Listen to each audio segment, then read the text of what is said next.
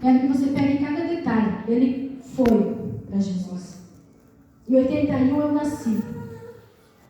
Então, quando ele voltou para casa, já se fazia 40 anos que ele estava na igreja. Estava. Por que eu digo estava? Porque ele somente estava sentado há 40 anos no banco de uma igreja.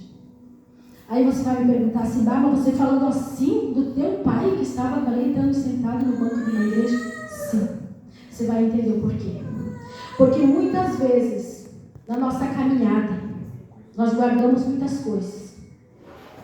Muitas vezes na nossa caminhada tem coisas que nos machucam, que nos ferem, que nos magoam. Tem coisas que quando nós somos criança, fazem para nós e nós guardamos. E assim foi. Certo dia meu pai teve um AVC. Esse AVC que deu nele era para ele ter morrido.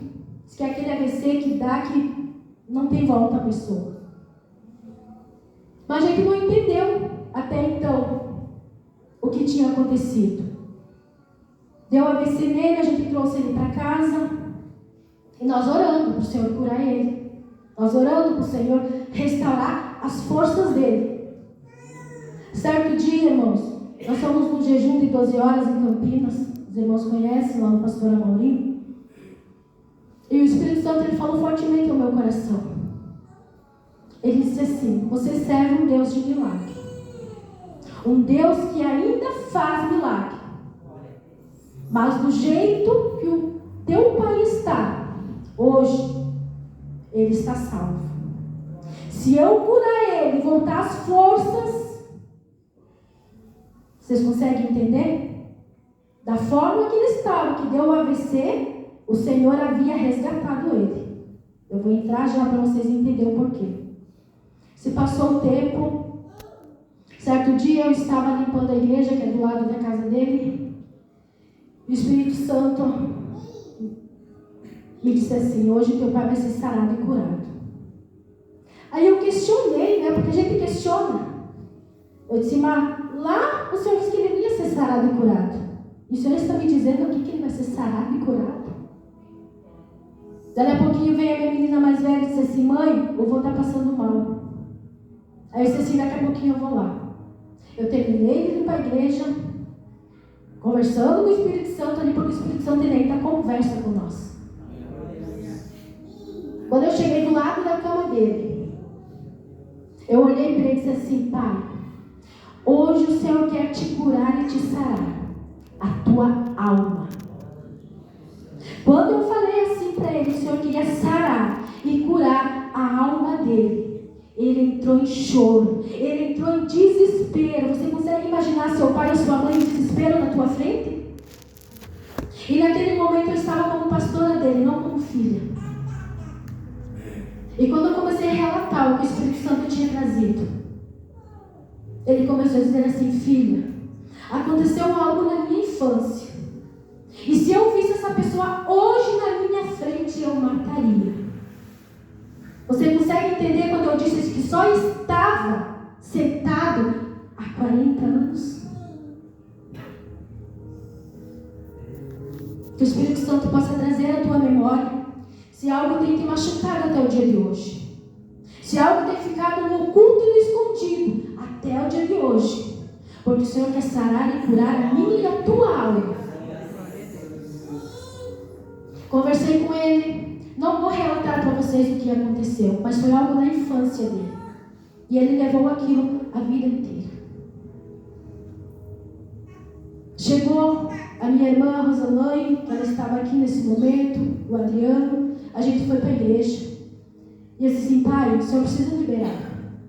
O senhor precisa liberar, porque senão o senhor não vai para o céu. Ele disse: sim, filha, eu vou liberar. Eu preciso perdoar. Nós fomos para a igreja, nós oramos com ele. Ele confessou diante do altar do Senhor o que estava lhe aprisionando há 40 anos. Nós pudemos contemplar espiritualmente as vestes do meu pai sendo trocadas. Naquela tarde, nós entramos na igreja às 5h30, saímos de lá às 7 horas. tempo foi se passando.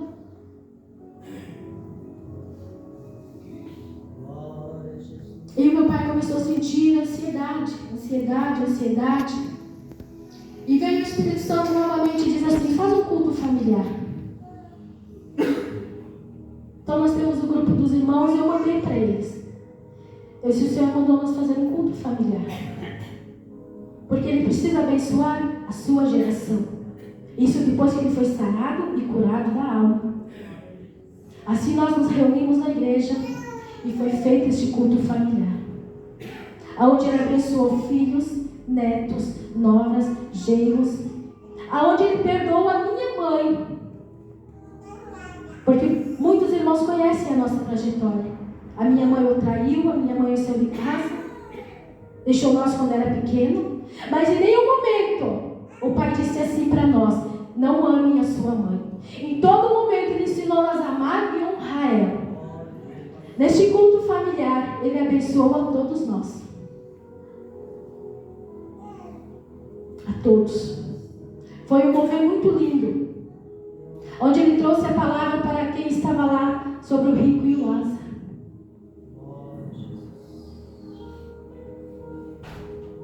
Irmão, se passou este culto familiar, Ele chegou para mim e disse assim: filha, eu tive um sonho. Havia uma festa na igreja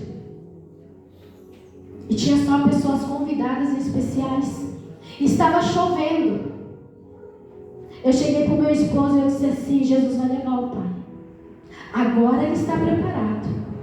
Ele conseguiu liberar o perdão. Ele abençoou a sua geração. Eu disse: agora ele está preparado. Meu esposo olhou para mim e disse assim: seu pai vai morrer nos seus braços. Eu olhei para ele e disse: não, vai ser um inseto, 8 irmãos. Não. Eu já estava cuidando dele.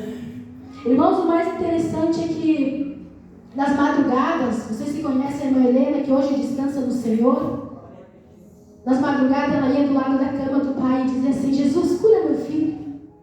E você não poder chegar e dizer assim: vó, Jesus não vai curar ele, Jesus vai levar ele. E eu não podia falar isso para não abalar a fé dela. Hoje eu sei que ela descansa no Senhor também. Esse pastor, irmãos, realmente, numa quarta-feira, ele foi para o hospital. Por que eu preciso contar pedacinhos para vocês entenderem o contexto do testemunho? Até então eu não queria ir no hospital, porque eu lembrava do que meu esposo tinha falado.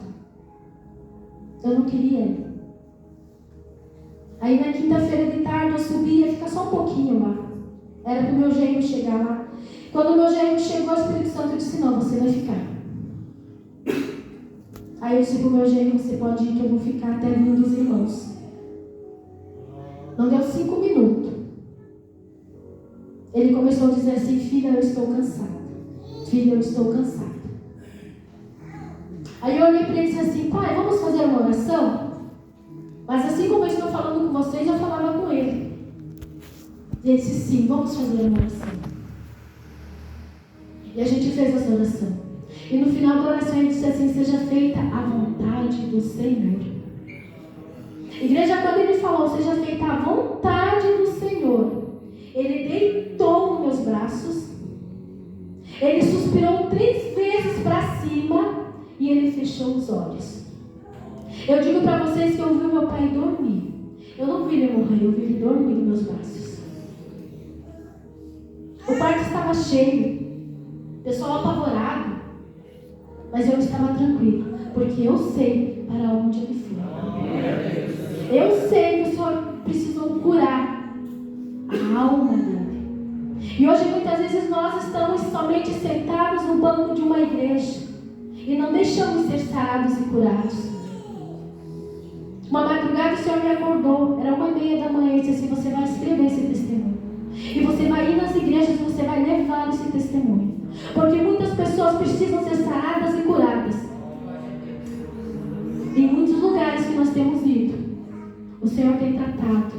O Senhor tem sarado almas, tem curado almas. Mas para resumir, fizemos o velório do pai, adoramos ao Senhor. Tem aquele louvor que diz assim, né? Adorar a Deus no dia do luto.